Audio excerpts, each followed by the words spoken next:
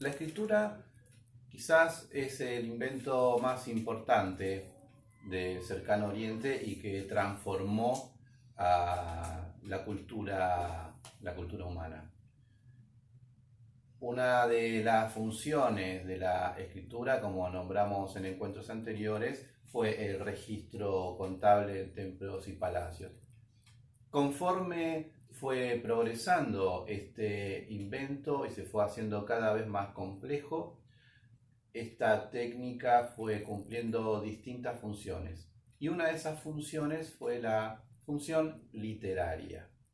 Hasta el momento, la obra literaria más antigua que se conoce es el poema de Gilgamesh.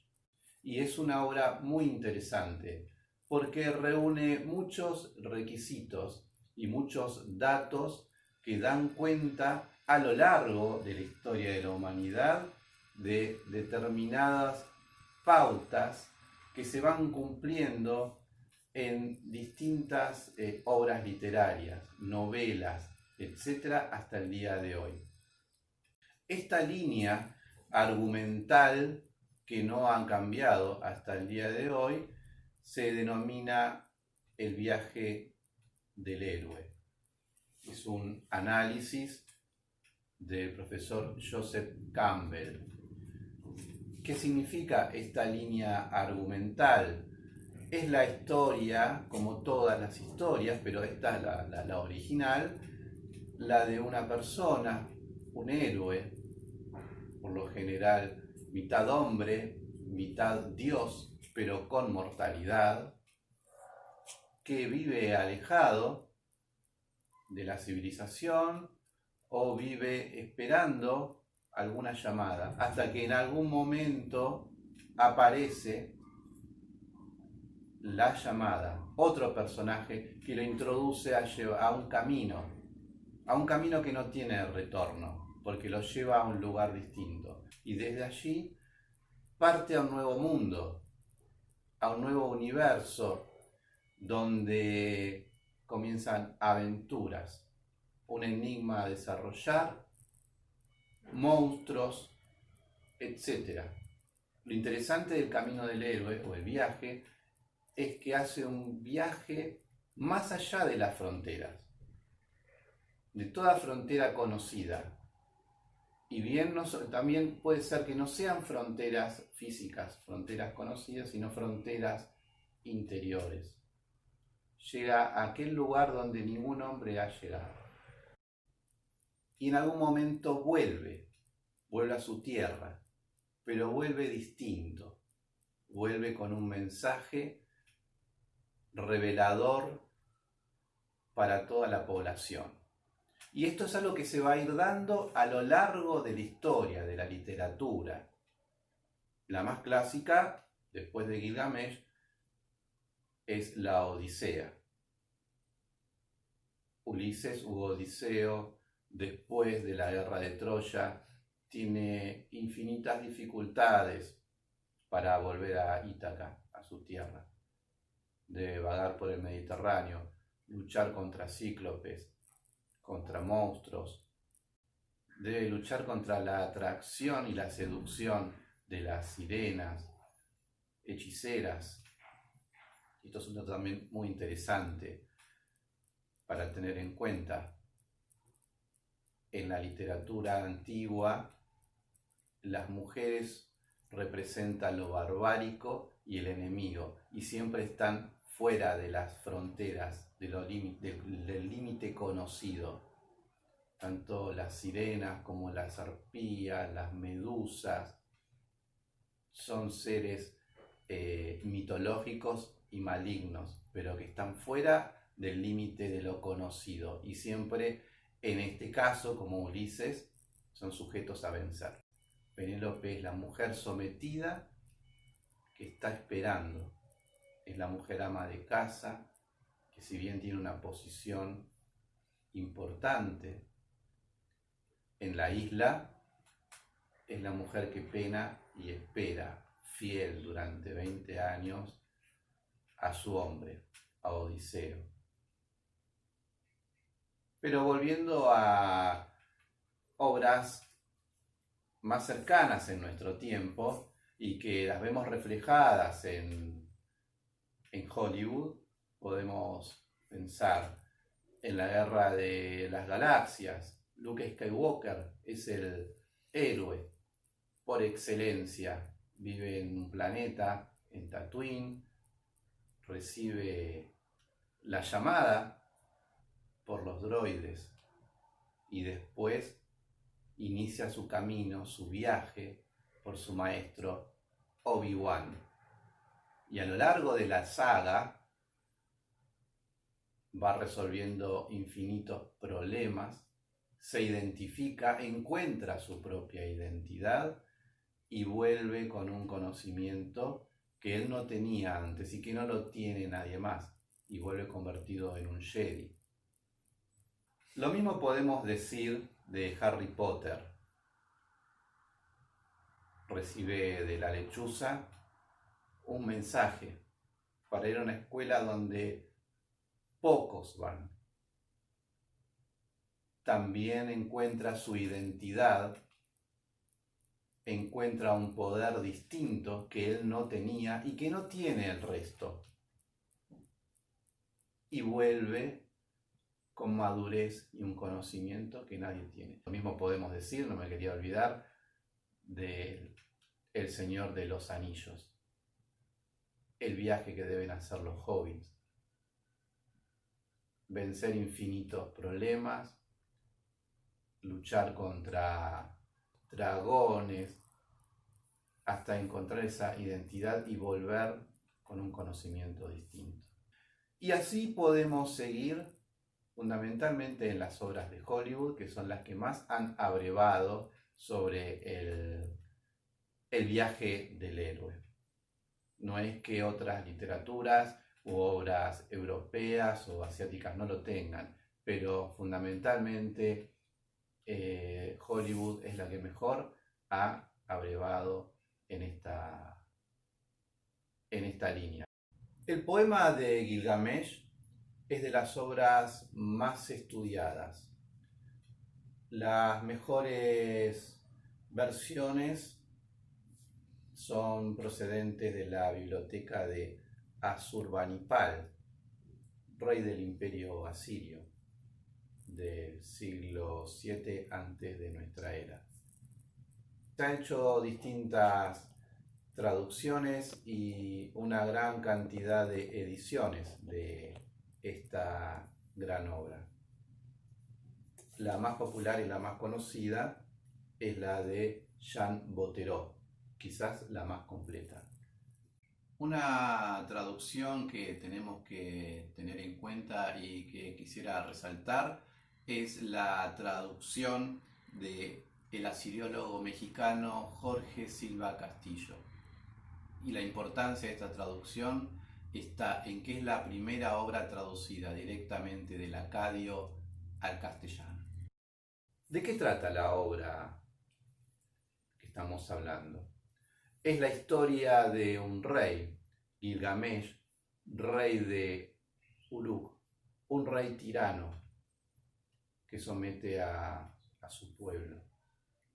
Su pueblo está cansado de los excesos de este rey y convoca a los dioses para pedirles ayuda, porque Gilgamesh no tiene rival, derrota a todos los guerreros, no perdona a nadie, secuestra a las doncellas y en algún momento la población está cansada.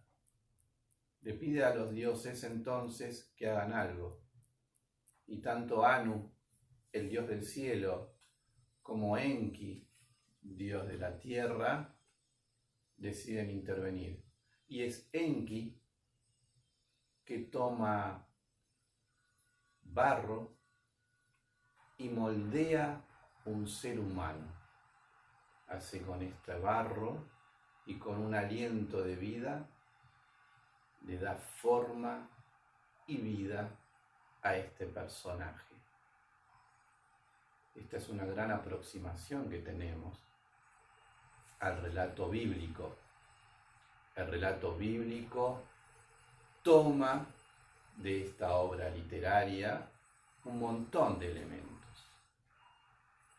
Este personaje Enkidu, que no va a ser en principio un ser humano completo en cuanto a que no tiene cultura, va a vivir en el bosque, entre los animales, tiene el cuerpo cubierto de vello y se comporta como un animal, vive con las gacelas. Cierto día, un cazador, mientras estaba tendiendo trampas para cazar animales, se encuentra con este personaje y se asusta.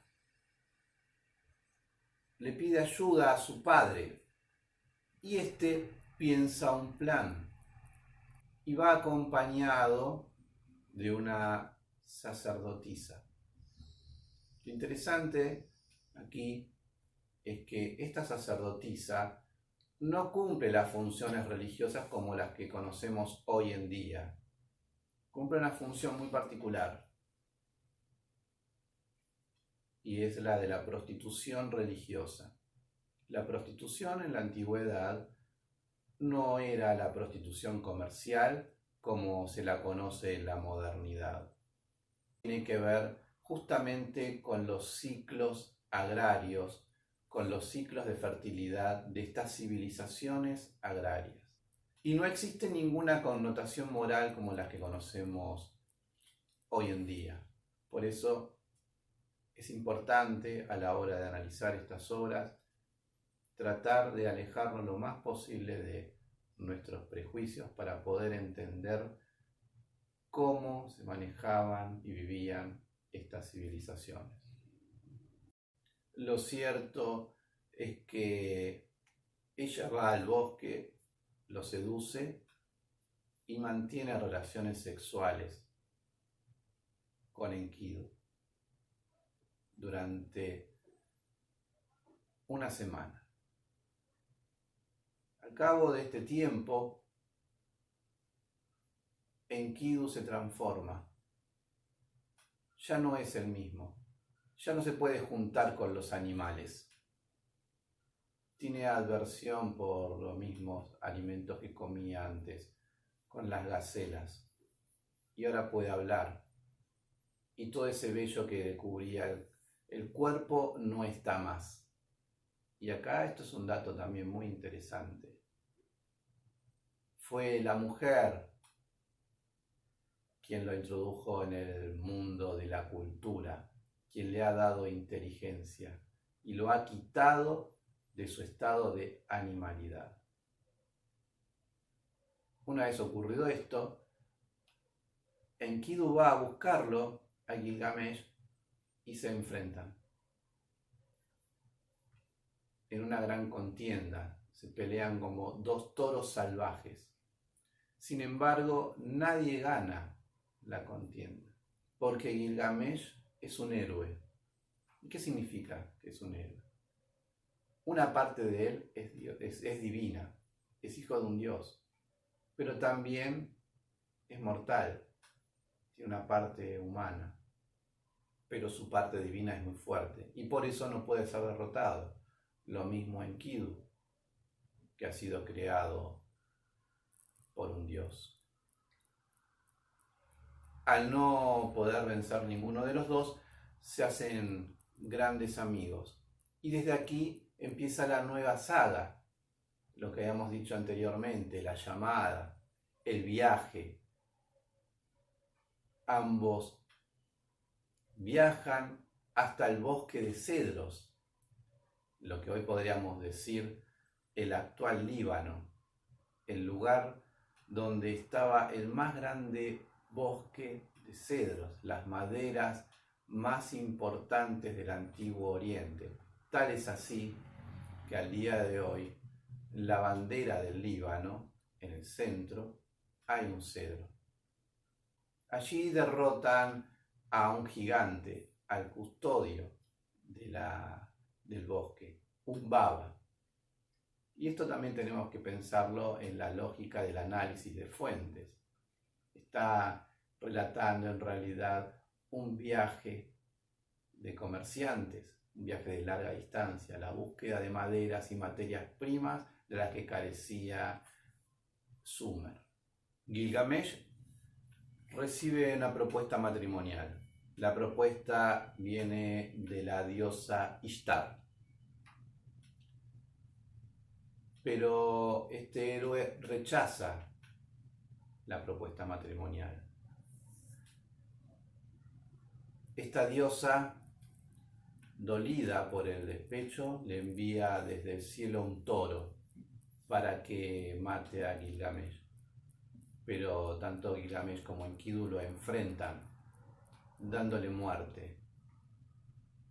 Lo despedazan y le pegan a la diosa con una pata del toro. Esta afrenta hace que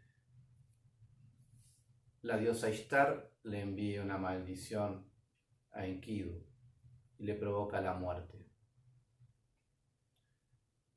La muerte del mejor amigo de Gilgamesh lo deja devastado y lo pone frente a un gran dilema, el dilema universal por excelencia, el gran temor del ser humano, la muerte. Gilgamesh se da cuenta que es mortal. Gilgamesh no quiere morir, le teme a la muerte. Por lo tanto, aquí comienza un largo viaje. Él se entera que muy lejos, del otro lado de las montañas y cruzando el mar, hay una persona que ha vencido a la muerte, que ha vencido al gran diluvio. Un diluvio que había arrasado con toda la humanidad. Y aquí vemos nuevamente cómo el relato bíblico toma estos elementos de la cultura sumeria. El diluvio que aparece en el relato bíblico y que termina con la humanidad. Hace este viaje largo, agotador, hasta que llega a la morada donde vive este hombre con su esposa y que ha vencido a la muerte. ¿Quién es este hombre? Es Unapistín en su nombre sumerio. Le pide, le ruega, le implora que le dé el secreto de la inmortalidad. Y después de hacerle pasar una serie de pruebas para hacerlo merecedor de ese conocimiento único, le explica su secreto. Y primero le cuenta el diluvio y le dice que él ha tenido una llamada de los dioses y le indicaron cómo construir un gran barco donde tenía que llevar a su familia y a los animales, una pareja de animales de cada especie. Sobrevino la inundación y cuando calmó la tormenta, soltó un ave. El ave no encontró tierra y volvió. Al día siguiente soltó al ave, no encontró tierra y volvió. Al tercer día, el ave vino con las patas embarradas. Había empezado a bajar la inundación. Tal cual como el relato bíblico. Por eso, en algunos textos, en algunos libros de historia, Utnapishtim aparece como el Noé sumerio. Y esto es un dato más que interesante. ¿Por qué el relato bíblico toma este pasaje de la historia de Gilgamesh? Tenemos que tener en cuenta que la Biblia abreva desde distintos lugares, toma distintos elementos de las culturas de la antigüedad, de la cultura mesopotámica y también de las culturas del Mediterráneo oriental. ¿Y esto qué significa? Que la Biblia nos puede servir también como una fuente para entender ciertas características de los pueblos de la antigüedad, pero teniendo en cuenta que la Biblia no es un libro de historia. La Biblia es un libro histórico, pero no un libro de historia. Unapistín le revela el secreto final para la inmortalidad y le dice que en el fondo del mar hay una planta, que esa planta es la que contiene la inmortalidad. Gilgamesh se ata unas piedras a sus pies y va hasta el fondo del mar, donde encuentra la planta. Vuelve a su tierra y de camino encuentra un pozo de agua fresca donde bañarse y deja la planta, que todavía no la ha comido, la deja ahí a un costado. Se refresca en este pozo de agua y cuando sale del agua se encuentra con el peor de los escenarios. Una serpiente ha comido la planta.